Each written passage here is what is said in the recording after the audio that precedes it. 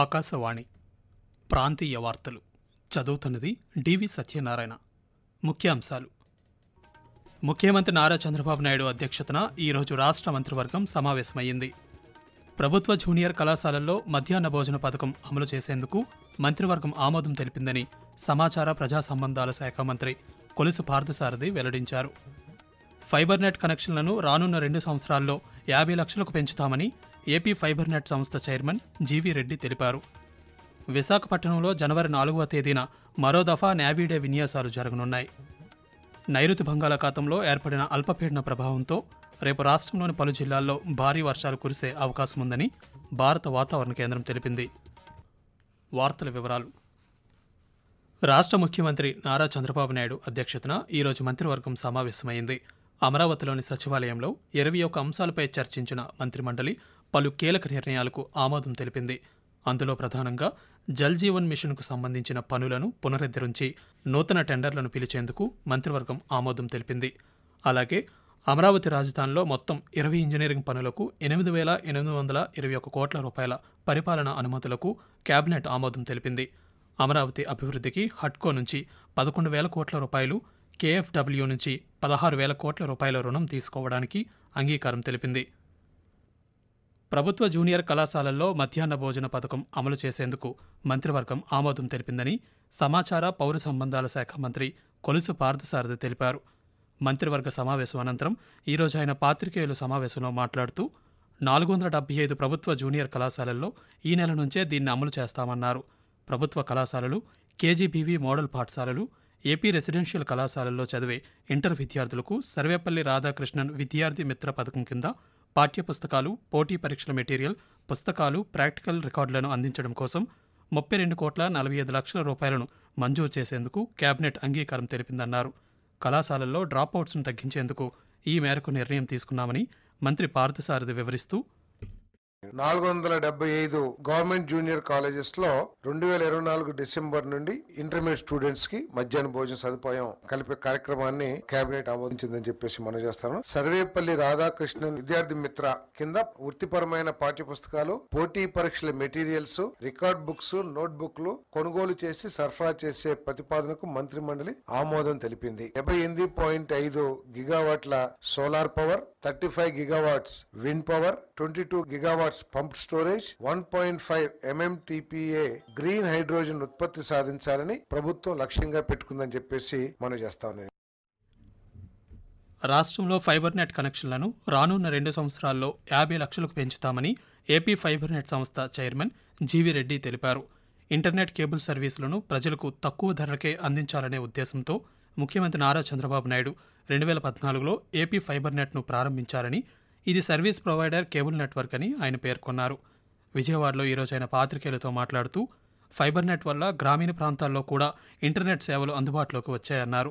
2019 నాటికి 10 లక్షల కనెక్షన్లు ఉండగా 2024 నాటికి అవి 5 లక్షలకు తగ్గిపోయాయన్నారు. కేబుల్ ఆపరేటర్లతో సమావేశాలు నిర్వహించి ఫైబర్నెట్ను మరింత అభివృద్ధి చేస్తామన్నారు. విశాఖపట్నంలో ప్రతి సంవత్సరం డిసెంబర్ 4వ తేదీన జరిగే నేవీ డే విన్యాసాలు ఈ సంవత్సరం ఒడిశాలోని పూరీలో నిర్వహించారు. అయితే జనవరి 4వ తేదీన మరో దఫా విన్యాసాలు విశాఖలో నిర్వహించనున్నారు. ఈ మేరకు జిల్లా కలెక్టర్ ఎంఎన్ హరేంద్ర ప్రసాద్ కలెక్టరేట్లో ఈరోజు నిర్వహించిన సమావేశంలో మాట్లాడుతూ ఈ వేడుకల్లో ముఖ్యమంత్రి నారా చంద్రబాబు నాయుడు పాల్గొంటారని తెలిపారు. ఇందుకోసం ప్రధాన వేదిక సమీపంలో గ్రీన్ రూమ్ ఏర్పాటు చేయాలని, ఎలాంటి ఇబ్బంది రాకుండా ముందస్తు చర్యలు చేపట్టారన్నారు. ఈ విన్యాసాల్లో భాగంగా ఆర్కే బీచ్లో OP demo, laser show, drone show, నౌకల విన్యాసాలు కూడా ఉంటాయని నేవీ అధికారులు పేర్కొన్నారు. జనవరి 2వ తేదీన పూర్తి రిహార్సల్స్ జరుగుతాయని వెల్లడించారు. రాష్ట్ర ప్రభుత్వం బడుగు బలహీన వర్గాల సంక్షేమం, ఆరోగ్యం పట్ల పూర్తి భరోసా కల్పిస్తోందని రాష్ట్ర కార్మిక శాఖ మంత్రి వాసంశెట్టి సుభాష్ అన్నారు. ఈరోజు సచివాలయంలో ఎల్ఓసి ముఖ్యమంత్రి సహాయ నిధి నుంచి 10 లక్షల రూపాయల చెక్కులను లబ్ధిదారులకు మంత్రి అందజేశారు. ఈ సందర్భంగా మాట్లాడుతూ ప్రాణాపాయ స్థితిలో ఉన్న నిరుపేదలకు ముఖ్యమంత్రి సహాయ నిధి ద్వారా చికిత్సకు తగిన ఆర్థిక సాయం అందిస్తున్నామని తెలిపారు. రాష్ట్రంలో విద్యా, వైద్యానికి ఎన్డీఏ కూటమి ప్రభుత్వం అధిక ప్రాధాన్యతనిస్తోందన్నారు. ఆకాశవాణి ప్రాంతీయ వార్తలు వింటున్నారు.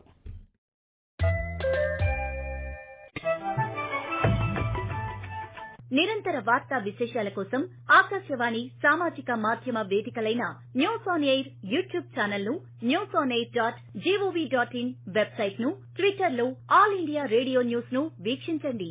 తెలుగు ప్రాంతీయ వార్తా విశేషాల కోసం ఆకాశవాణి న్యూస్ విజయవాడ మరియు Akashvani news Visakhapatnam YouTube channels ను వీక్షించండి.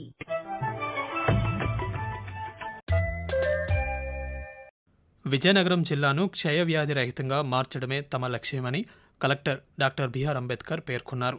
ఈ రోజు దృశ్య మాధ్యమ విధానంలో జాతీయ స్థాయిలో నిర్వహించిన సమావేశంలో ఆయన మాట్లాడుతూ జిల్లా వ్యాప్తంగా 10 వాహనాల ద్వారా టీబీ పరీక్షలను విస్తృతంగా నిర్వహిస్తున్నామని తెలిపారు.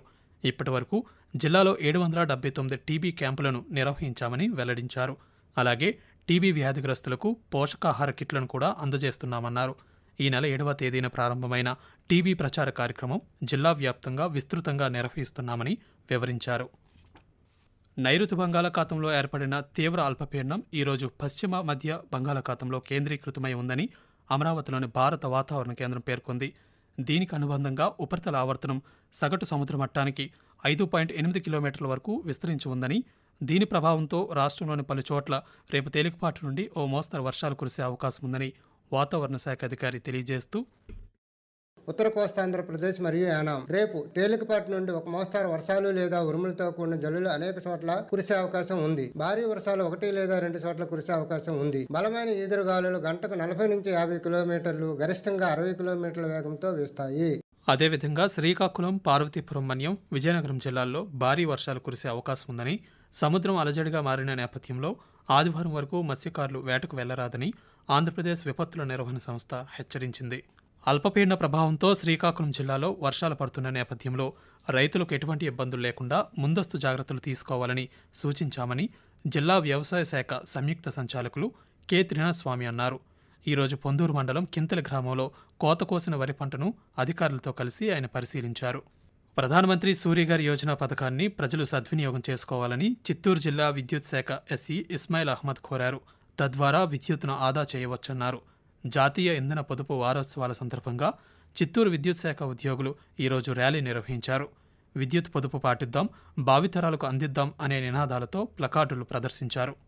ప్రధానమంత్రి నరేంద్ర మోదీ తన మనసులోని భావాలను ఆకాశవాణి ద్వారా దేశ ప్రజలతో పంచుకునే మన్ కీ బాత్ మనసులోని మాట కార్యక్రమం 117వ సంచిక ఈ నెల 29వ తేదీ ఆదివారం ప్రసారమవుతుంది. మన్ కీ బాత్ కార్యక్రమానికి ప్రజలు తమ సూచనలు, సలహాలు అందించాలని ప్రధానమంత్రి కోరారు. ప్రజలు తమ స్వర సందేశాలను 1800-117800 నెంబర్కు ఈ నెల 27వ తేదీ సాయంకాలం వరకు పంపవచ్చు. ఓటర్ జాబితా సవరణ ప్రక్రియలో తప్పిదాలకు ఆస్కారం లేకుండా జాగ్రత్త పడాలని రాష్ట్ర ఎన్నికల జాబితా పరిశీలకులు ప్రవీణ్ కుమార్ అధికారులకు సూచించారు. ఈరోజు విశాఖ జిల్లా కలెక్టర్ కార్యాలయంలో అధికారులతో ప్రత్యేకంగా సమావేశమై ఓటర్ జాబితా సంక్షిప్త సవరణ 2025 ప్రక్రియపై సమీక్షించారు. ఈ సందర్భంగా మాట్లాడుతూ స్థానికంగా ఉన్న జనాభాకు ఓటర్లకు మధ్య వ్యత్యాసానికి అనుగుణంగా చర్యలు చేపట్టాలని పలు అంశాలపై మార్గదర్శకాలు జారీ చేశారు. ప్రాంతీయ వార్తలు ముగించే ముందు ముఖ్య అంశాలు మరోసారి. ముఖ్యమంత్రి నారా చంద్రబాబు నాయుడు అధ్యక్షతన ఈరోజు రాష్ట్ర మంత్రివర్గం సమావేశమైంది. ప్రభుత్వ జూనియర్ కళాశాలల్లో మధ్యాహ్న భోజన పథకం అమలు చేసేందుకు మంత్రివర్గం ఆమోదం తెలిపిందని సమాచార ప్రజా సంబంధాల శాఖ మంత్రి కొలుసు పార్థసారథి వెల్లడించారు. ఫైబర్ నెట్ కనెక్షన్లను రానున్న 2 సంవత్సరాల్లో 50 లక్షలకు పెంచుతామని ఏపీ ఫైబర్ నెట్ సంస్థ చైర్మన్ జీవీ రెడ్డి తెలిపారు. విశాఖపట్నంలో జనవరి 4వ తేదీన మరో దఫా నేవీ డే విన్యాసాలు జరగనున్నాయి. ప్రాంతీయ వార్తలు ఇంతటితో సమాప్తం. తిరిగి 8 గంటల 30 నిమిషాలకు జాతీయ వార్తలు వింటారు.